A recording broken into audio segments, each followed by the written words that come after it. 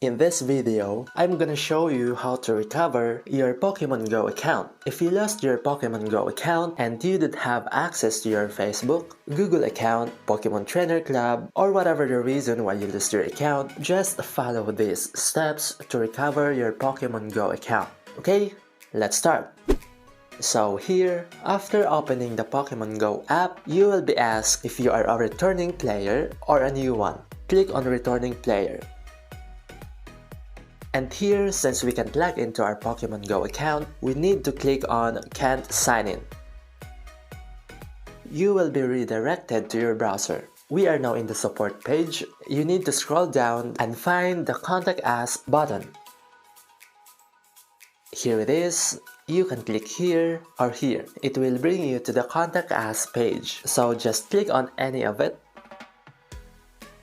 And we are now in the Pokemon Go Contact Us page. Here we will contact the Pokemon Go support team. Just put the username of your lost Pokemon Go account.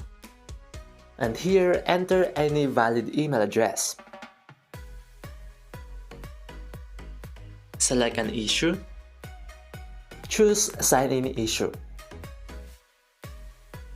Now here, explain to them what happened to your Pokemon Go account.